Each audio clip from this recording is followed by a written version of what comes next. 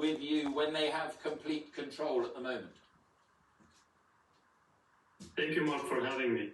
The Taliban should know this very well, that in Afghanistan, history has taught us that no government that has been focused on coercion and a coercive regime has never lasted in Afghanistan in the past few centuries. So if the Taliban exclude the majority of Afghanistan, they are doomed to fail, they're doomed to collapse, and the people of Afghanistan will eventually rise. They are a minority who are ruling over the majority of Afghanistan and depriving them of their rights and freedom. Is there any sign, Khalid, that the Taliban are interested in political talks? Unfortunately, as of now, the Taliban has shown no interest or whatsoever to start a negotiation or to find a political settlement for the conflict of Afghanistan. And this is not new because I negotiated myself with them in Doha when I was representing the Republic of Afghanistan. And even then, they had almost no intention of talking and finding a political settlement where all Afghans get together and live peacefully. They want to monopolize power, they want absolute control over the people, and they want to impose their interpretation of Sharia law and culture of Afghanistan across the country. Yeah, and those negotiations didn't go anywhere because they took military power, didn't they? They have military supremacy. Now the United States and Western troops have left. So I wonder, when or whether they would be prepared to share power ever. See, Mark, before 2001, before 9/11, the resistance of Afghanistan was there. We were still fighting against the Taliban and their ideology. At that time, there was no NATO troop. There were no American. We were still fighting for our right. The same thing will happen again if we do not look for peaceful, non-violent solution.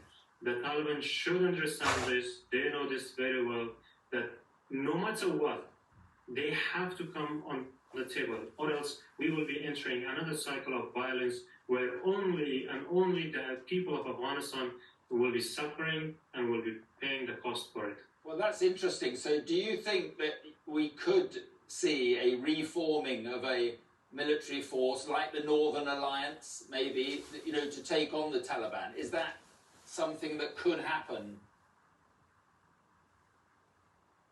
Right now, the council the representatives and the members of the council, majority of them are extremely influential, the most powerful political parties of Afghanistan. And most of the Northern Alliance leaders are part of this council. So at the moment, we are very focusing on negotiation. We do not want to start another violence. But if the people of Afghanistan do not see any other solution, I'm certain that we will be entering another cycle of violence. It is inevitable. And that's what happens in Afghanistan. There is this, ongoing cycle of violence, and you think that is not going to end and we could inevitably end up there again, do you? Unfortunately, we will be repeating history again.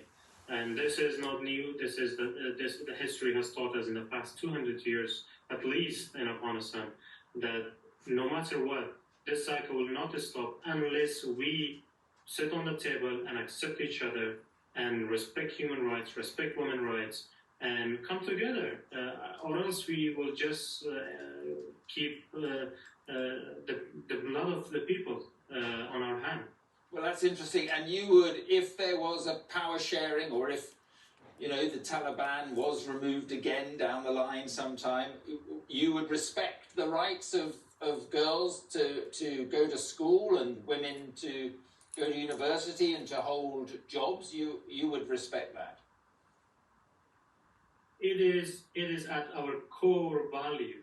I personally, my sisters, they are all educated with master's degrees and are all working.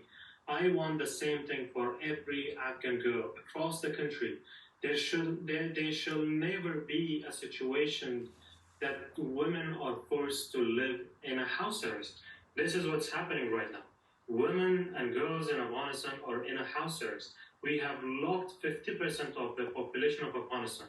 We in the council, we believe in the rights of women.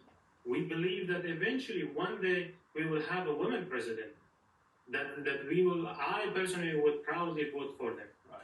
Well, that would be quite something. Khalid, I appreciate you coming on the program.